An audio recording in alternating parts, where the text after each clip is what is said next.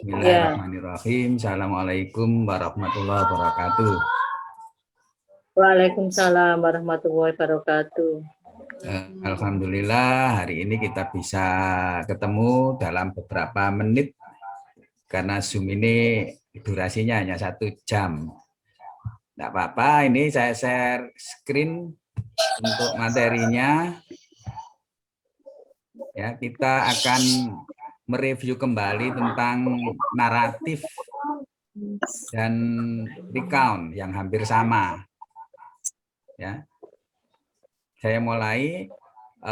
Tujuan dari naratif, tujuan dari naratif ini adalah untuk menghibur pendengar atau pembaca. Jadi pembaca dihibur melalui cerita naratif.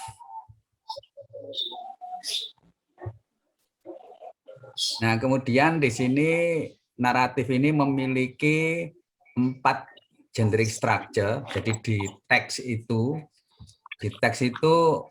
kan ada paragraf-paragraf begitu. Nah, di masing-masing paragraf ini kita memiliki 4 langkah, yaitu ada orientation atau pendahuluan. Kemudian yang kedua ada complication, yaitu menjelaskan terjadi masalah. Jadi pendahuluan di teks awal itu atau paragraf awal itu menjelaskan tempat kejadian, cerita tentang andi-andi lumut itu ya, itu kejadiannya di mana, pemerannya siapa saja, itu dijelaskan dulu. Kemudian baru terjadi masalah. Cerita di teks itu nanti seperti itu. Kemudian setelah beberapa masalah itu ada solusi. Jalan keluarnya bagaimana. Dan setelah selesai, maka di situ ada pesan moral. Ya, jadi cerita ini tadi pesan moralnya apa? Gitu. Ini kalau kita mempelajari teks naratif. Nah, untuk selanjutnya adalah recount. Nah, apa bedanya recount dengan teks naratif itu? Kalau recount ini adalah menceritakan kembali pengalaman. Ya, jadi ada pengalaman diceritakan kembali gitu. Sehingga cerita ini adalah cerita sesungguhnya, sungguhan gitu. Kalau yang naratif tadi kan cerita fiksi gitu ya. Fiksi itu cerita mungkin karangan ya, atau cerita yang seperti sejarah gitu ya. Ada bukti-bukti tapi terlalu lama gitu ya. Ceritanya lama sekali sehingga orang-orang mengatakan itu fiksi. Tetapi yang recount ini adalah kejadian-kejadian yang menjadi pengalaman. Ya, seumpama di sini contoh ada cerita tentang liburan. Nah, ini bisa kita jadikan suatu teks recount. Nah, teks recount ini isinya pertama adalah pendahuluan, sama dengan naratif tadi. Ya, menceritakan tempatnya, kemudian kapan kejadiannya, karena ada kejadian kedekatan masa atau waktu, maka gini dijelaskan latar belakangnya. Kemudian setelah itu, setelah pembukaan atau pendahuluan itu, dilanjutkan dengan menjelaskan kronologi peristiwa.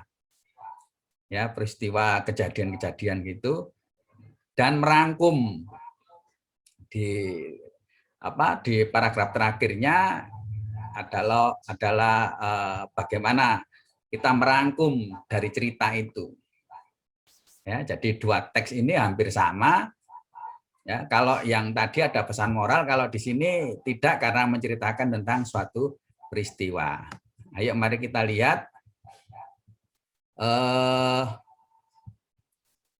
Ini contoh-contoh. Ya, contoh-contoh naratif itu ada seperti folktales.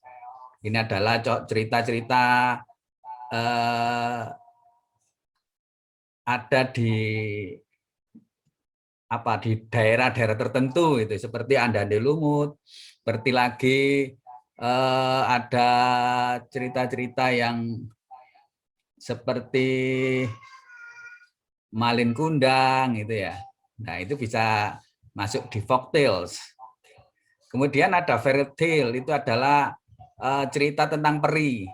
Peri itu ya orang-orang apa itu?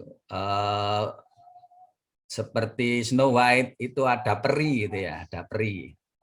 Kemudian legend ya, legenda Tangkuban Perahu itu legenda seperti apa itu? Seperti perahu itu ya. Jadi gunungnya seperti perahu sehingga disebut Tangkuban Perahu. Itu ada ceritanya gitu. Ini cerita sungguhan atau ngarang ya, mungkin karangan ya. Kemudian fabel adalah cerita tentang binatang. Kemudian mitos ya. Mount Kinabalu ini kita bahas saat ini. Romance ya, science fiction, ada seperti X Formula, Batman dan sebagainya itu. Horor ya, ada kuntilanak ya dan sejenisnya itu.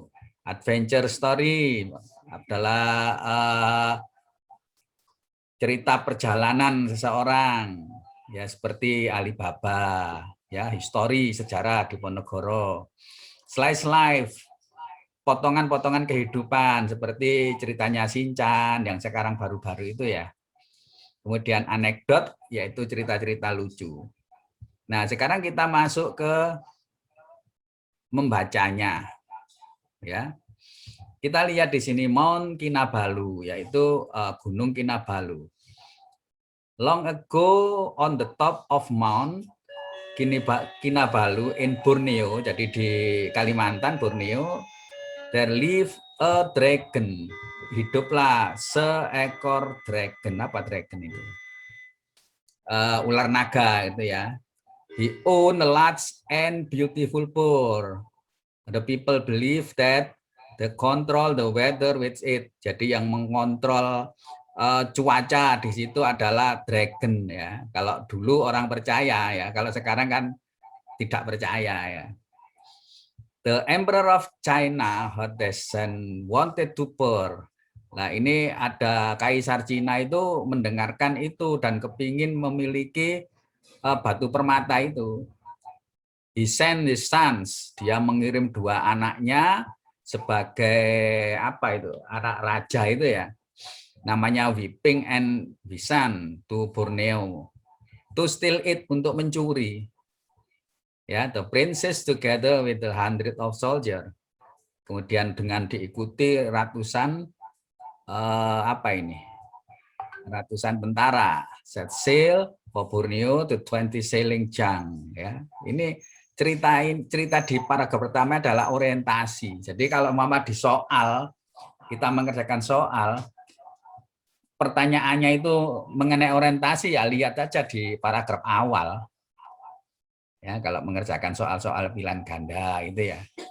Kemudian selanjutnya di sini diceritakan di paragraf 2 ini adalah complication. Ya, sampai ya when they arrive to Borneo, ketika sampai di Borneo ya. Kemudian set out immediately to find the famous mountain. Ya, ke gunung yang terkenal itu. The journey is ternyata apa? Journey up the rugged slopes. Yaitu ternyata di sini kaki gunung yang terjal. Ya, ini kan masalah ya, timbul komplikasi. Prove very difficult, sangat sulit untuk dijelajahi. Kemudian dilihat lagi, the dragon guarded his cave very fiercely. Jadi dragon ini menjaga goa itu sangat jahat gitu ya, sangat kejam. And killed many of their soldier, dan sudah membunuh banyak tentaranya itu tadi ya. Apa pangeran 2A tadi ya. Itu komplikasi. Masalah itu. Nah, sekarang ngambil solusi ya. Wiesen had clever idea. Jadi Wiesen mempunyai ide yang cemerlang ya. He climbed to tall tree, naik ke apa namanya? Pohon yang tinggi, so he could see the dragon cave, sehingga dia bisa melihat dragon cave itu. He notes, dia mencatat what time the dragon left his cave. Jadi dia mencatat jam berapa dragon tadi meninggalkan cave. Kemudian he hunt for food, dia mencari makanan, dan kapan kembali dicatat. Ya, dia tahu situasinya. Next, selanjutnya he order his men to make a fake pearl and large kite. Selanjutnya dia memesan ke orang untuk membuatkan permata yang palsu, fake, ya. And large kite, dan layang-layang yang besar, ya, large kites. He waited until the dragon left his cafe. Dia menunggu sampai dragonnya tadi meninggalkan kafe karena mencari makanan. Ya. Then he placed his fake pearl in the bag, slung in the cross his soldier, and flew up the mountain top on the kite. Dia naik itu tadi, naik layang-layang besar tadi. Kemudian dia menukar permata yang asli dengan yang palsu tadi. Nah, yang mengendalikan he exchange the pearl ini ya. On then his brother pulled his kite back to the ground. Nah, yang mendalikan ini adalah saudaranya tadi. Sehingga the brother quickly return to the ship, kembali ke kapal, kemudian kembali ke Cina. Ya, they sailed safely home. The emperor was thrilled, senang ini. Kemudian sampai di Cina, ini senang. Ya, jadi rajanya senang. Kemudian mengadakan big party to celebrate son return, ya, mengembalikan itu. Nah, pesan moralnya apa? Nah, ini salah satu kodanya adalah clever idea will send you to be success. Ide yang cerdas mengantar kamu menuju kesuksesan. Nah, ini ya bagus ya. Cerita myth ya, cerita yang fiksi. Nah, kalau di teks ini ditanyakan biasanya di tugas-tugas ya. Why did the Emperor of China send troops to Borneo? Mengapa Kaisar Cina itu mengirim tentara ke Borneo? Apakah untuk membunuh dragon, to steal beautiful pearl, mencuri permata, to visit Kinabalu Mountain, mengunjungi Kinabalu, to sail the thousand soldier, untuk apakah untuk berlayar dengan ratusan tentara, apakah to train Wiping and Wisan as the princess, apakah melatih Wisan dan San, Wiping and Wisan sebagai princess. Jawaban mana yang tepat? Silakan di-unmute.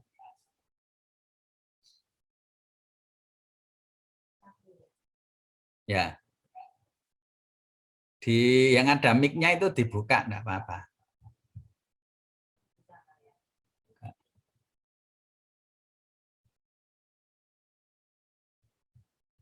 Halo? Ya, jawabannya apa? Tujuannya tadi apa? Untuk mencuri ya permata ini ya. Jadi untuk mencuri permata. Kemudian nomor 2, what did the princess and the soldier have problem? Nah, kalau problem kita melihatnya tadi di paragraf berikutnya, ada masalah tadi ya. Masalah when they arrive Borneo, apa masalahnya? Nah, kita lihat di apa tadi? Setelah orientation, Melihat di complication. Nah, di situ kalau ingin jawab dengan tepat, ya melihat itu. Nah, jadi statement below are correct. Pernyataan berikut ini tepat, except kecuali. Ya, apa problemnya? Mount Kinabalu has the rough slopes, mempunyai kaki gunung yang terjal. Ya, ada ya tadi ya. The dragon guarded this cave very fiercely. Jadi dragon tadi guarded menjaga gua tadi dengan kejam. Betul ya. Mount Kinabalu was famous and beautiful. Apakah bermasalah? Ya tidak masuk masalah. Karena jawabannya C. Ya, yang lainnya tidak usah dijawab karena sudah pasti betul. Itu cara menjawabnya begitu. Oke. Sekarang sudah cukup, kita masuk ke ini, recount. Teksnya sederhana gini ya. Vacation to the beach. Ya, vacation to the beach. Ini gampang. Kita lihat orientation menjelaskan tentang tempat. Ya, menjelaskan tentang tempat. Kemudian menjelaskan tentang latar belakangnya, sama kan dengan yang tadi, dengan naratif. Hanya di bagian kedua ini adalah event, ada kejadian-kejadian. Kejadian itu bisa aktivitas itu ya. Kalau tadi kan permasalahan, kalau ini kejadian, itu hampir mirip. Ya. Kemudian ada reorientasi, yaitu meresum dari jawaban-jawaban dari teks ini semuanya. Ayo kita lihat ya. Last week I and my friend went to the beach after school. Jadi saya dan teman-teman pergi ke beach, ke pantai setelah sekolah. We use school bus for transportation, menggunakan school bus. We reached the beach at 4. The beach was beautiful and clean. Nah, ini kan menjelaskan tentang latar belakangnya cerita ini. Sama dengan yang naratif tadi. Ya, di naratif itu justru dijelaskan tentang karakter pemainnya. Ya.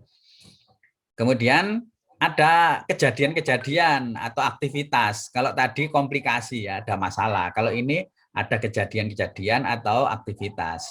At the beach, it was fun, sangat menyenangkan. We played football.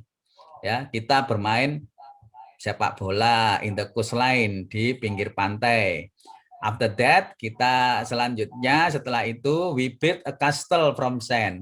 Membuat apa itu semacam kerajaan itu dari sand, dari pasir. Kemudian in the night we made bonfire together, membuat api unggun.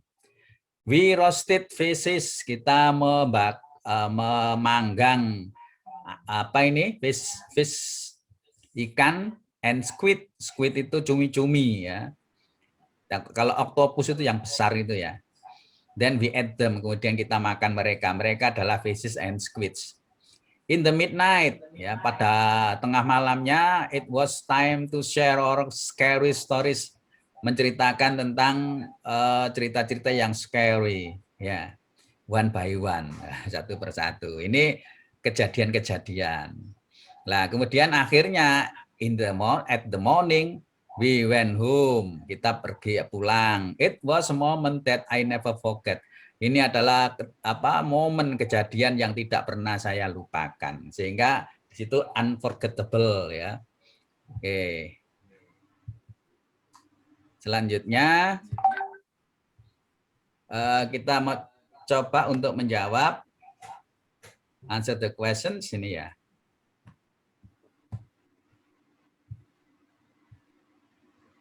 Oke.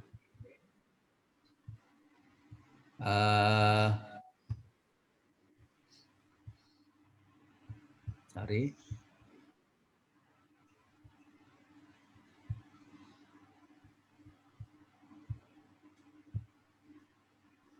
Kita kembali ke sini.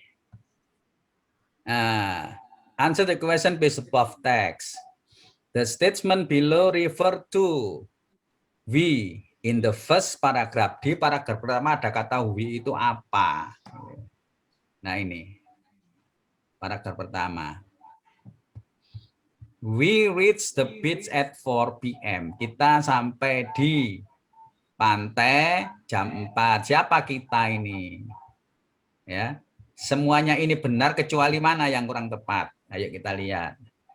I and my friend, saya dan teman saya. All of the students, the vacation participant, the writer and the readers, the school bus and passengers. Ya. Yang tepat adalah yang tidak termasuk, yaitu I and my friends. Walaupun di sini tulisnya I and my friend. Ini kan ceritanya orang penulis itu ya. Saya dan teman saya lah. Kalau kita yang membaca kan bukan I and my friend. Ya, ini jawaban A ini menjadi salah. Kemudian selanjutnya the student arrive at beach. Ya, ketika di beach, ketika sampai di pantai, morning, pagi hari, siang hari, sore, night atau late night atau tengah malam, mana yang tepat?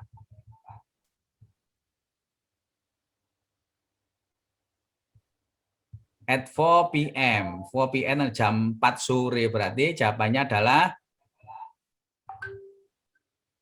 ya, afternoon atau evening yang lebih tepat. Afternoon itu jam 12 ya. Kalau evening itu sudah sore. Kemudian and the last, these are the student activity in the beach.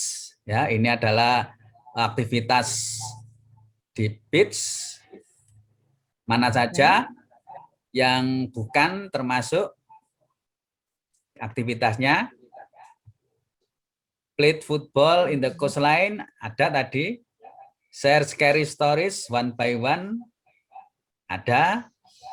Build a castle from stones?